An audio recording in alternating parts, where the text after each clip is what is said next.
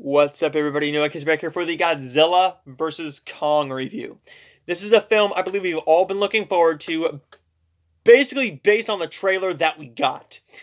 This is the epic next chapter in the cinematic monsterverse, and this pits two of the greatest icons in motion picture history against one another: the fearsome Godzilla and the mighty Kong, with humanity caught in the balance.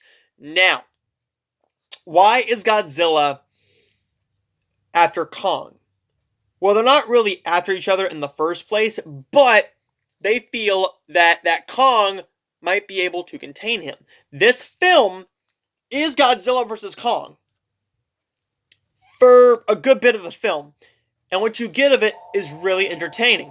But with that being said, it is not a Godzilla versus Kong movie that you are expecting.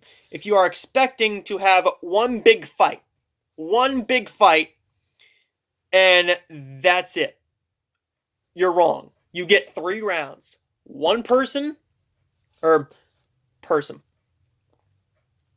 One. I'm going to call them creatures. One creature wins the other. So one wins round 1, one wins round 2, and finally in round 3, we finally get our winner, but I am going to spoil something. Nobody dies. Godzilla nor Kong die. Because I think they want to make more Godzilla and Kong movies, which you can. We know why Godzilla is mad, and I'm not going to go into spoilers because the movie just came out, and I am not a spoiler type of guy unless it's like The Falcon and the Winter Soldier or something like that, or Star Wars or something that I can't contain. But let's be honest. We all know what we're getting. You're not going to be shocked with why Godzilla is mad. They are basically trying to replace him. Now, the weakest parts about the other films, Godzilla, Kong, Skull Island, and Godzilla King of the Monsters, was the humans. That's pretty much it. It was the humans. It was the human portions of the films that really bogged them down. But I really liked Kong Skull Island. I saw that in March 2017 in theaters. I remember it clear as day. We had 3 big films opening, one after another, and I just couldn't believe that we were getting Logan. We were getting Kong Skull Island, and we were also getting Beauty and the Beast, one after another.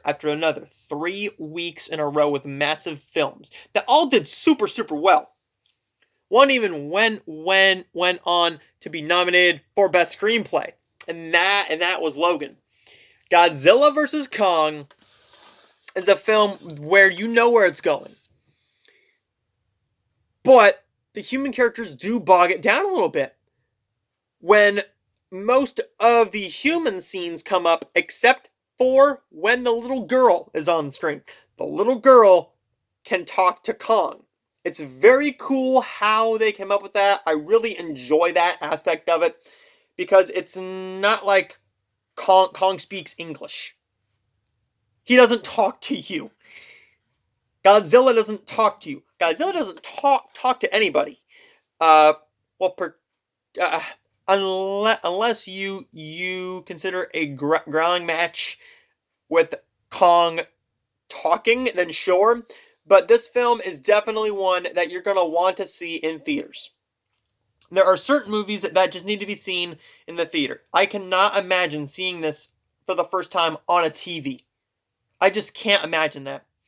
You're not going to enjoy it as much. Godzilla and Kong are right up in your face on the big screen. They're right up in your face on the big screen. Which, by the way, the CGI in this film is superb. It is superb. I noticed no flaws with the CGI. What I did notice is that they were trying to basically push you more towards Kong. I felt like this was more of a Kong movie. It takes place namely with Kong, because you feel bad for Kong. And you don't get a lot of Millie Bobby Brown. you don't get a lot of the Team Godzilla people. But they aren't really like, hey, we need Kong to win this. We need Godzilla to win this.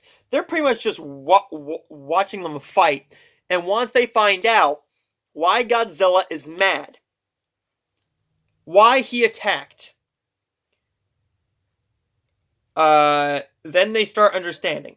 And we do get the team up.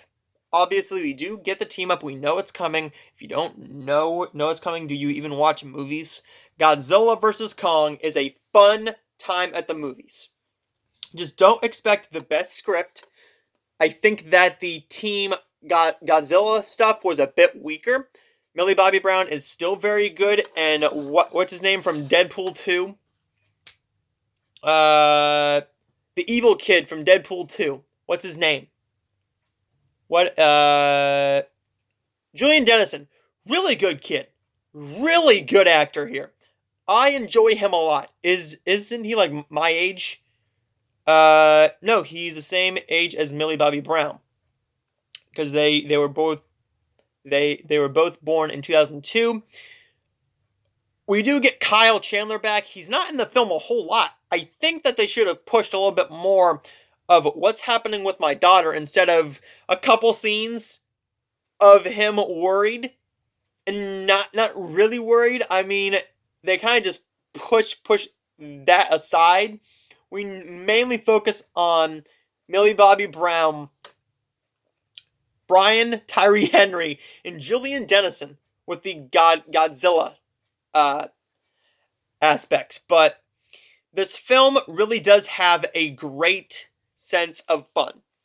I'm not going to bog on this movie because, continuity says this, continuity, schmontinuity. Who cares?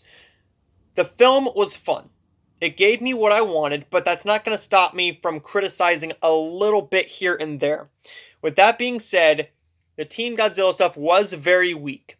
But it's kind of just easy. I believe they took the easy way out with getting the final, basically ending it all with the big battle. I think that was the easy way out. This film was received well by my theater, and I'm going to talk about my theater experience in just a minute after my grade. Godzilla vs. Kong does have moments of comedy, but most of the moments didn't really hit for me. There are a couple gross out moments, apparently. I mean, he's Kong. He's going to rip the head off of something and drink its green blood. That's what he's going to do. He's Kong. He's an ape. He is a being. He's a monster. What do you want him to do? Eat bananas? I am not surprised that Kong did what he did in this film. We did get 3 epic battles. I really enjoyed the first 2 the most. The second one was really, really fun. But I felt like the first one, which is the one we mainly see in the trailer, and I think they did a great job of trying to build everything. Godzilla vs. Kong is a fun time at the movies, and it's definitely worth seeing in theaters if you feel safe. If not, then I would say watch it on the biggest TV possible, or wait a couple weeks and just wait for the theaters to calm down a little bit with the rush. Because when Mortal Kombat comes out, everybody will be wanting to go and see Mortal Kombat. Just like Fast and Furious, and Black Widow, and No Time to Die, which hopefully, by the way, hopefully everybody gets their vaccines.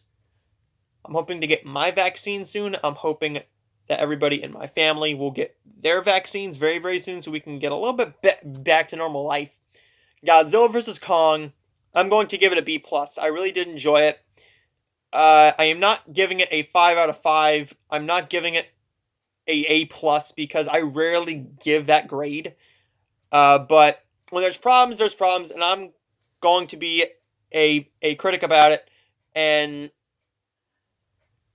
not do what a lot of people did in some of their reactions. Pretty much, I've seen a couple people going, yeah, the action's good, but the human stuff is just alright, so I'm going to give it a C. No, no. If you didn't like it, that's fine, but go more into it. Go more into it. Instead of just, I had fun with this movie, that's not a review. Your review should be, here's the plot of the movie. If you had a side pick to win, which I did, I was Team Kong. Mainly because I love Kong Skull Island more. But if you had a side, say your side, and then go into your problems with the film, and then talk about how awesome the action was. Because this movie is not perfect. This movie is not 5 out of 5 stars by any means. By any means, this is a 5 out of 5 stars movie. This is not an A+. 5 stars or A+ should be saved for things like The Irishman, Soul, Nomadland, The Trial of the Chicago 7, Promising Young Woman, The Father, Minari, Marriage Story, 1917. Zombieland is a A+ movie for me, but it's not for everybody. I don't see anybody giving this an A+ or a 5 out of 5 stars, because I think everybody just wanted to go and see a fun action film, and that's what they got. So with all that being said, I will see all of you guys next time for my March ranking. Where does Godzilla vs. Kong rank in the ranking video? And then I will be talking about an Easter film for Easter. We have Easter Under Wraps, the Hallmark Channel film, as well on Saturday. We have One Perfect Wedding, and we will talk about that film on Monday, as well as where I think it ranks in the One Perfect trilogy, or the One Trilogy, because we had One Winter Weekend, One Winter Proposal, and the One Perfect Wedding. So I will talk about that in my review for that. I have a lot of stuff coming your way this weekend, guys, as well as 2 Blu-ray reviews for Skyfire and Willy's Wonderland. So I will see all of you guys next time.